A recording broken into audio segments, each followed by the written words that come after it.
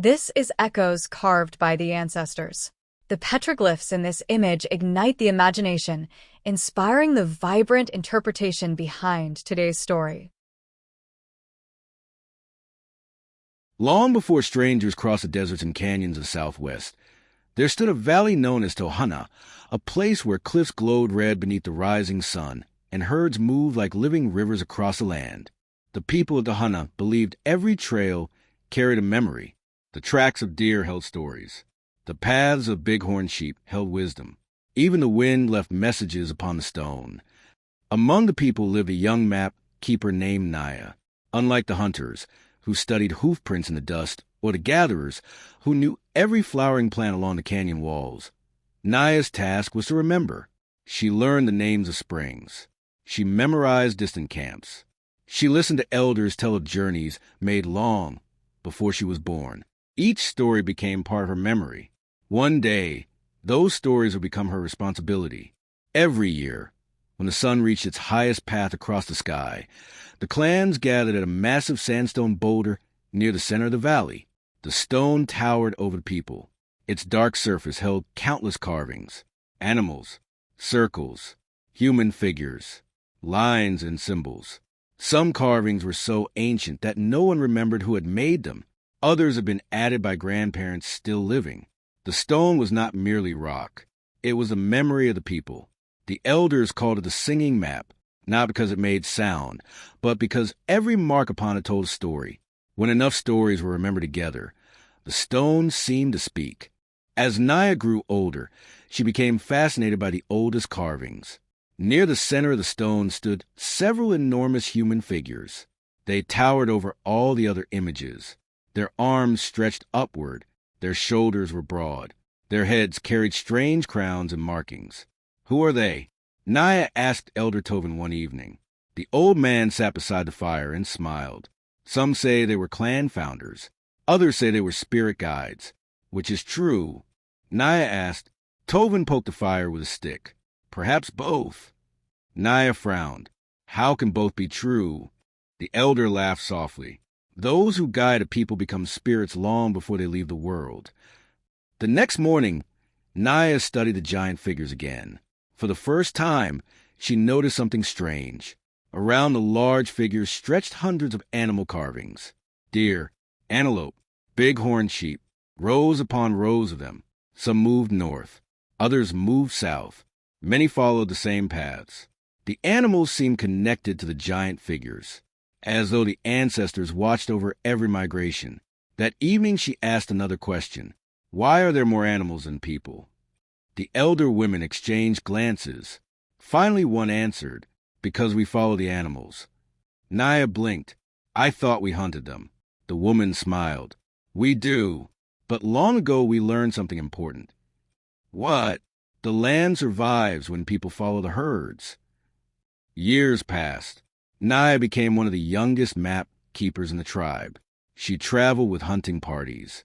She visited distant springs. She climbed high mesas where eagles nested. Everywhere she went, she searched for clues hidden within the landscape. Gradually, she began seeing connections. The circles carved into the singing map matched real places. One circle represented a spring hidden inside a canyon.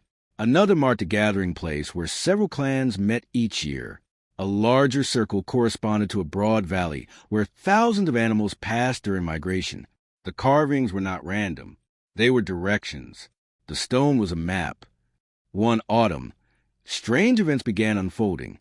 Several herds failed to appear. The deer arrived late. The antelope traveled unfamiliar routes. Even the bighorn sheep moved differently. Hunters returned with troubling reports. The ancient migration paths were changing. Without the herds, the people could not predict where to travel. Without knowing the paths, the clans risked becoming separated. Fear spread throughout Tohana. For generations, the movements of the animals had guided the people. Now uncertainty shadowed every journey. The elders gathered before the singing map. Torches flickered against the stone. Naya stood among them. For hours they studied the carvings, the giant ancestor figures, the circles, the rows of animals, the strange ladder-like symbols, the winding horizontal line near the center. Then Elder Tovin pointed toward the line. The answer may be here. The river? Someone asked. The serpent? Another suggested. Tovin shook his head. Perhaps both. Naya stared at the symbol. The long carving stretched across the center of the stone, dividing many of the other images. Suddenly a memory surfaced. Far beyond the northern canyon stood an ancient wash that only flowed during certain seasons. Many migration routes crossed there. If something had changed along that passage, entire herds could be choosing new paths. The following morning, Naya led an expedition north. Hunters, scouts, and elders traveled with her. For days they crossed mesas and narrow canyons. They followed old trails recorded on the singing map. At every circle-marked location, they compared the land to the carvings. Many places remained unchanged. Others had shifted. Eventually they reached the ancient wash. There they discovered something astonishing. A massive rock slide had blocked the traditional crossing. The route animals had used for generations was gone. The herds had not vanished. They had simply found new ways around the obstacle. Relief swept through the group, but a greater challenge remained. The people no longer knew the new routes. Without that knowledge, future migrations would remain uncertain. Naya sat beside the block crossing and studied the landscape. Animals had already begun carving fresh trails into the earth. The new paths curved eastward through a maze of canyons. Suddenly she understood. The singing map was never meant to preserve one moment. It was meant to grow. The ancestors had expected change. That was why generation after generation had added carvings. The map was alive. When the expedition returned, the entire valley gathered. Naya stood before the great stone. For the first time in her life, she carried carving tools. The people watched silently. She approached an empty section of the rock. There she carefully added new animals, new pathways, new circles marking recently discovered gathering grounds.